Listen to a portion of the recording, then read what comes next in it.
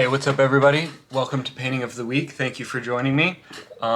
Today we are going to be looking at our first mural painting of the series.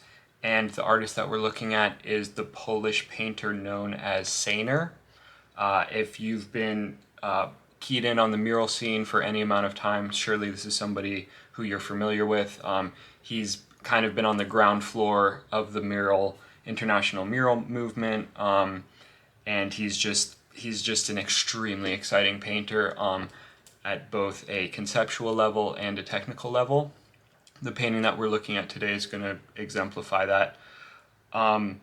So I've cropped in really tight on the painting as to reduce as much visual noise as possible so we can really get into the weeds on this painting, specifically talking about composition. So the first question I'd like to ask you is, where does your eye travel to first? There's a ton of stuff competing for our attention. A super saturated palette, for example, some high contrast edges, some edges that are really vibrating. Despite all that, my eye still travels to the woman's portrait. And that's really kind of a testament to how powerful the portrait is and how highly evolved we are to kind of see ourselves in the environment or in a work of art.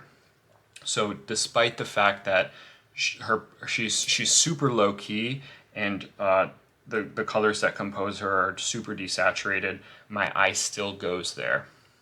The second question I want to ask you is, after your eye has landed initially somewhere, where does it travel to and what sorts of elements are moving it around the picture?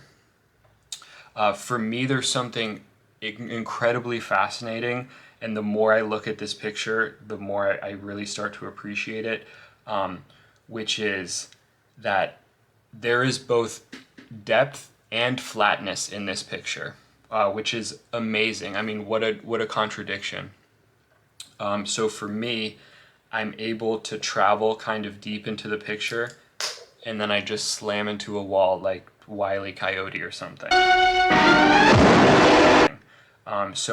Compositionally, for me, the artist is achieving that by having these overlapping forms. So we have the goose overlapping the woman, who's overlapping another bird, who's overlapping more birds that go further into the distance, and then this house, that's just sliced in half and like plastered up against the lowest resolution representation of a landscape you could possibly compose, which is just amazing.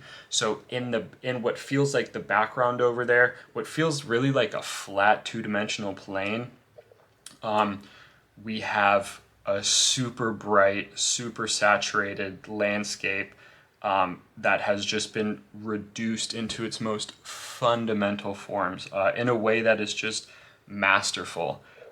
For example, this big blue oval that perspective-wise I feel like I'm looking down at, that creates an intense amount of flatness right there alone. But it's like, I mean, that is like the most reduced way you could ever suggest a body of water, for example. Not to mention the trees that are in the background. And this is something that I've heard Sainer talk about, kind of landscape as a vehicle to kind of really be able to blur the line between abstraction and representation, which is exactly what's happening here, because you could look at that background, you could look at this landscape at two levels. You could say like, wow, that's an abstract composition of forms, or you could say, no, that's a representation of a landscape. And it's successful in both those regards. And so that's Sainer at a conceptual level, really just, in my opinion, being a genius. And then we can zoom out and look at this painting as both kind of an interesting dance between representation and abstraction. We have the woman, we have some birds, we have a house. We can see them for what they are to represent, but they're placed in kind of this delirium, this abstract environment, in a way that just makes for an extremely exciting picture. So I could spend another 10 minutes easily talking about this painting. I won't, but I'm curious what your impressions are. Do you like it? Do you not like it? Is it too much of this or too much of that for you?